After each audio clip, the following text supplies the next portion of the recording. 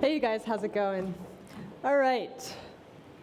So today I'm going to take a stab at answering a question that I know as a VC I think about a lot. And many of you who are either already part of these billion-dollar companies, going to start one day, or on the path to building one, like how do you do it? And specifically, like, look, how do you build a billion-dollar business is really freaking hard. There's no recipe for it. But what I'm going to answer, and I think pretty definitively, is how do you maximize a product that you do have to become one of these enduring billion-dollar companies? This is something that we think about a ton at Greylock. It's our job to find these companies very, very early on, figure out the ones that have potential by looking at the product, and see that they actually have what it takes to become one of these multi-billion-dollar companies. So just to speak a little bit to the track record, I don't know how many of you guys know of Greylock, but there are 5 companies that were founded after 2000 that are now worth more than $10 billion in the public market, and Greylock has invested in 4 out of 5 of them, and we're talking like super early stage, Series A, Series B. So this is something that we really take seriously. And just to give a few examples, so Facebook, early on, we were investors when it was just, still a college-only community. LinkedIn, we invested in even earlier than Facebook when it was just, a pretty small community of, a little over 1 million members. And just so you guys know, this thing isn't, it's not on my slides. Airbnb, we invested in the Series A, so super early on, like before it became one of these, the company that it is today. And it's also my story. So when I was at Bessemer, I was investing early stage Series A, Series B companies, and met the Pinterest team when it was this small 5-person company, 30,000 registered users, and just got so excited about the company that I ended up joining it, and was there for about 3.5 years before joining the Greylock team. And so got to see the company go from 30,000 registered users and kind of like this kernel of a product to it's actually 150 million monthly active users that it is today. And what I've come to realize is that what it comes down to is understanding how engagement works in your product. So, we think about engagement as like this, users are just kind of engaging with our product and they're just using it. But what I've come to realize is that you can think of users as basically putting fuel or energy into your product. And then the key to becoming one of these, enduring billion-dollar companies is to take that fuel and turn it into something that actually powers your company forward. And what I've come to realize is, the way I think about this now is basically a hierarchy. And so what I'm going to do through this presentation is I'm going to talk you through this hierarchy and what, some of the things that you guys can be thinking about if you want to, take the product that you have now and really push it to the next level. And so the first level, which I'll talk about, is this idea of growing engaged users. So how do you, we talk about growth all the time, but what's the type of growth that we should be focused on, and how do we make sure that we're encouraging that growth? Then I'll talk about just retaining users. And I'll finish it off with talking about how to make your product self-perpetuating, how to find and create virtuous loops in your product that is really what will propel your company forward. And I think if you can really focus on these 3 levels, you're going to maximize your chances of building one of these companies. So let's talk about the first level. So I'm sure you guys all hear, about growth hacking. And this has become the topic du jour in Silicon Valley, at least, which is oh, I need to hire a growth hacker. How are we going to increase downloads? What are we going to do to increase monthly active users? And what you end up seeing, and I see this especially from the VC seat, is that there are a lot of companies that figure it out. They grow their downloads, they grow their monthly active users, and then it kind of collapses. Not all growth is created equal. And what matters is not growing downloads. It's not growing the top line metrics. What matters is growing people that are completing what I call the core action. And so you can think of that the core action is like the foundational action in your product. Like there should be one. You should figure out what that action is, what you ultimately want your users to do that creates the foundation of your product. And then you optimize the heck out of it to like really get users to do it. So for Pinterest, we realized that pinning was ultimately the core action. That if we did discovery right on Pinterest, if we gave you the right pins, that you would like save those pins to your boards, and that creates like this incredible flywheel within the company. You know, Twitter obviously was tweeting. YouTube, you know, like the very innovation that they had early on was figuring out how to make it super simple to get content into YouTube, which created this like incredible self-fulfilling prophecy for them. And when you think through what your core action is, it's really important to really play through the product roadmap that it creates. So like I think about Pinterest, and if we had chosen click-throughs as our core action, or if we had chosen actually original pinning, so going from outside of Pinterest and pinning things into Pinterest, instead of repinning things from within Pinterest, the company would look completely different now. So you really have to be very thoughtful and intentional about choosing your core action. And if you are growing your company without growing people completing the core action, like this, I can't emphasize this enough because I know we made this mistake early on at Pinterest. It's like empty calories. Like you feel good for a while because you see this like top line metric going up, but at the end of the day, you're left really with nothing. And so what you should be tracking is not the lowest common denominator, it's tracking the people that are actually completing this core action for you. And it just optimizes you, it focuses you on the right things. And then ultimately, the question you have to ask yourself is, the core action that I have, is the motivation for my users going to be high enough to do it, or is it easy enough to do? And there's some function of this, I don't know if any of you guys know Nir Eyal, but he talks about this. This is a BJ Fogg model, actually, a behavior model. But I think that there's something really to it, which is that you have to motivate your users to get them over the trigger if you want your product to grow to a large enough user base. So then let's talk about the next level. So let's assume you've got, like you guys all here must have this already, which is that you've got a growing base of engaged users. Now, what ultimately matters like more than anything is getting those users to stick. Because look, like I see this all the time. There's these two imaginary companies, Company A and Company B. Company A, as you can see, is growing twice as fast as Company B. So the founders of Company A feel fantastic, but they've got 80% monthly retention. It's not that bad, losing 20% of their users every month, whereas this other company, Company B, is only losing 5%. And so what happens in the first 6 months is that Company A, like if I invested in Company A, I'd be like, yeah, killing it, made the right call here.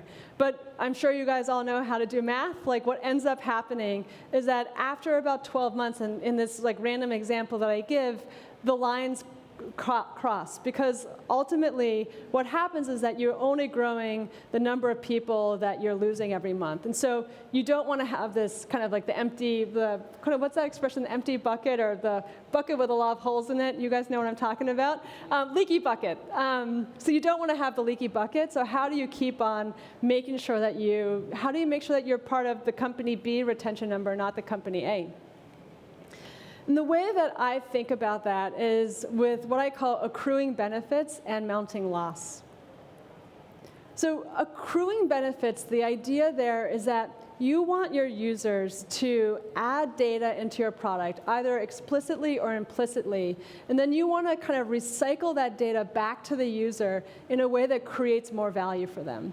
So like when I'm on Facebook and I engage with content on my newsfeed, Facebook's taking all that implicit and explicit data and using it to increasingly personalize the newsfeed for me and making it a more engaging product. And whether it's like what I click on or even who I add as a friend, Facebook uses all of that to kind of create these accruing benefits. And the flip side is that you should have a user say, the more I use the product, the more I have to lose by leaving the product. that you create this experience where I, as a user, start to depend on your product. I'm leaving artifacts of myself in the product, so it almost becomes an extension of my identity. Or it's certainly just something where I rely on it in some way. And so to give my favorite example, I mean, how many of you are Evernote users or Pocket? I'll call out Pocket here also. Like, how many of you are Evernote users? Like, I don't know about you guys. Like, I'm freaking obsessed with this product. Like, every time there's bad news about Evernote, I like have like this like, what's going to happen to this company? Because I have everything in Evernote. Like, it has such accruing benefits and mounting loss for me that I just find myself putting more and more content into Evernote, because now when I do a search, I just know that it's everything for me. It's just going to get better and better. And I really, like, my LTV is infinite, and I actually pay the subscription just to make sure that it stays around a little bit longer, because that's like my greatest fear. You know, Pinterest too. Like, so when I was at Pinterest, I was leading product for our discovery team. And the thing that I obsessed over was, how do I take the action that my users are doing and return that back to them in a way that creates both the accruing benefits and mounting loss? And what you find is that ultimately, now on Pinterest, I hope all of you are Pinterest users. If you're not, please sign up after today. It'll make me feel like it's the job well done. But what you see on Pinterest is that you've got both this mounting loss, which is that you have your boards, and it's all your bookmarks, it's your recipes, it's your favorite articles, it's inspiration for a trip you want to do or what you want to wear. And then your home feed becomes more and more personalized for you, because what we do is, when you pin things to a board, we use that to personalize recommendations for you in your home feed. So if I just bought a new home, now my like home feed is all about the home decor that I'm thinking about for my empty place with just a bunch of boxes. And so that's the idea with Pinterest. There's a flip side to this. There are plenty of companies that don't get through level 2. So one of the companies that, I don't know if any of you guys ever use any of these anonymity apps like Whisper or Secret. Like, I remember when Secret came out, it was like so much fun. Everybody was like adding secrets on it. We were all making fun of each other. You were like finding out the Silicon Valley gossip. But then what happens is that you delete the app because you kind of feel bad about using it. And then someone says, like 2 months later, hey, did you see that secret in Secret? And you're like, shit, okay. So you download Secret again, you install it, and you see the secret that the person's talking about, and your product experience is not any different at that moment in time than it was 2 months ago, or if you had been using the product for 2 months. Because there's no concept of identity. There's no concept of accruing benefits or mounting loss for me. On the other hand, Twitter actually has anonymity. Like, that's what's creating so many of the problems that they have right now, actually, around trolling and other things. But the reason that they have accruing benefits and mounting loss is because they have persistent identity. You know, you can create a fake account which accomplishes some of the part of anonymity, but because I accrue my followers and the people I follow, I have my likes, I have everything else, they actually can have retained users with anonymity at the same time. And so let's talk level 3, because this is the hardest level. I think if any of you guys are growth people, you're probably thinking about some of the loops here. And so the idea is, you know, you've got this growing user base, whether it's growing through word of mouth, it's growing through PR, whatever is causing you to grow. And you've built a product that retains those users. You've got accruing benefits, you've got mounting loss. People feel like the more I use a product, the better it gets, the more I have to lose by leaving it. And now the question is just whether you can create virtuous loops in the product, because this is what really, I think, takes a company from, you know, being, you know, a solid player to being one of those iconic companies. The strongest virtuous loop that I'm sure many of you guys hear about all the time is a network effect. And so at Pinterest, we discovered our network effect through our kind of process of creating the discovery team, which is this very simple idea, which is that when a user pins a pin, they either bring a new website, a new piece of content into Pinterest, or they're actually creating a new edge in our graph by putting that pin on their board. And what we do then is we take that data of this user put this pin on this board, here are all the other pins that share a board with that pin. Therefore, those are all edges in our graph. And we use that information to make the discovery experience better, which gets more people to pin and engage with the product, and you've got this wonderful virtuous loop. And there are other types of virtuous loops, though, that you're always going to be searching for in your company. So, growth is a great one. So actually, one of the things that our growth team was always thinking about was people are completing these actions already on Pinterest. And how do we take advantage of the ripples that they can create? So as an example, I use this example of sending a pin here. But I think even a better example is that each pin on Pinterest has been repinned thousands of times, if not on average millions of times. And that means that if I find a pin that there's a recipe, like a pancake recipe, that I discover in search, I could show the person who pinned it be a super engaged user who's already getting notifications all the time. Or I could show it a user who hasn't come to Pinterest for 2 weeks. And if I pin that pancake recipe, they get a notification, whether it's a push notification or an email telling them, hey, Sarah pinned your pin. Come see where she pinned it. Come see the other pancake recipes that she likes. So, and that's an example of re-engaging the user. So look, these are really hard to create. There are so many companies that try to create virtuous loops and just struggle to. Unfortunately, EVERNOTE, my favorite company, is one of those companies. So I don't know if any of you guys have ever tried to do one of their shared notebooks. It just doesn't work. All the time when I accidentally press the chat button, when really I want to create a note, it drives me crazy. But it's EVERNOTE trying to create virtuous loops in their product. But ultimately, it's really a single-player mode product.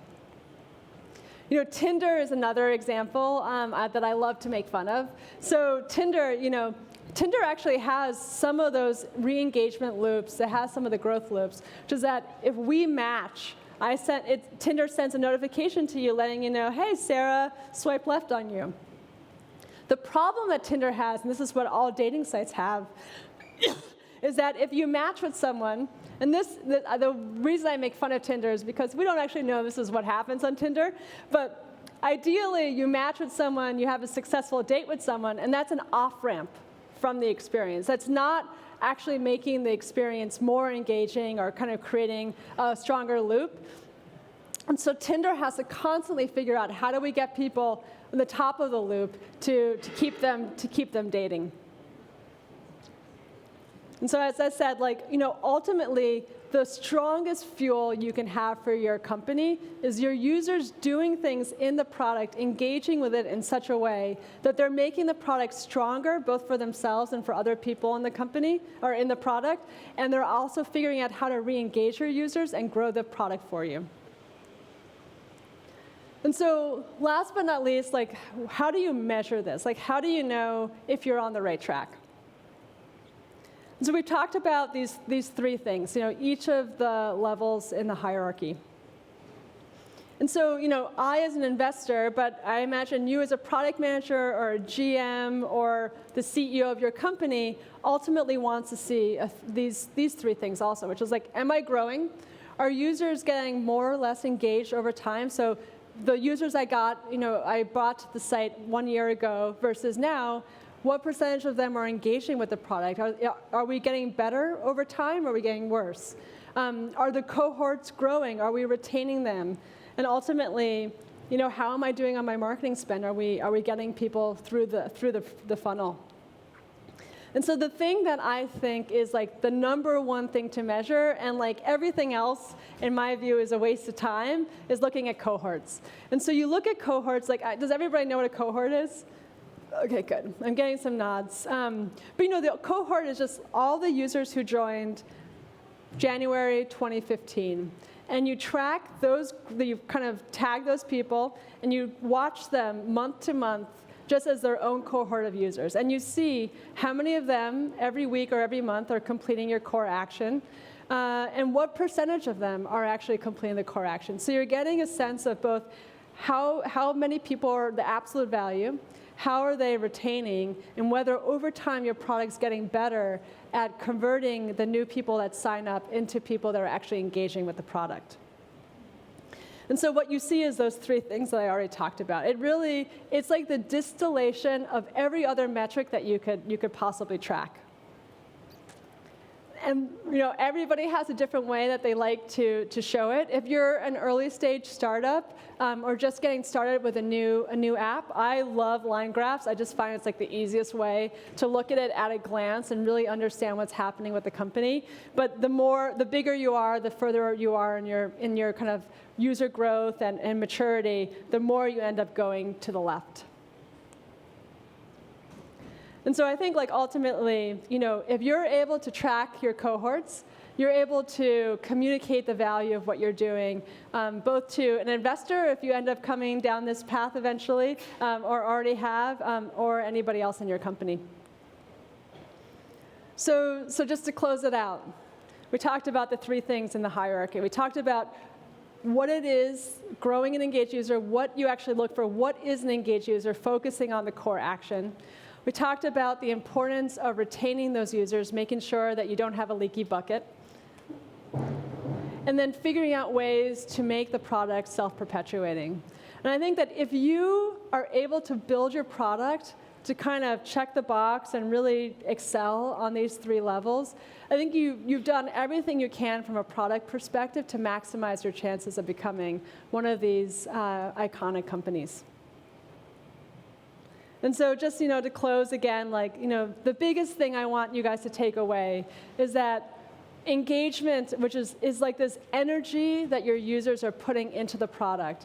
And it's kind of like the wind blowing or like the water. If you don't put the windmill or the dam, you're just kind of losing it. This energy is there in the product, and you're not taking advantage of it. But if you take advantage of it right, it becomes this just this fuel for your company. And that's it for me. So thanks so much, you guys.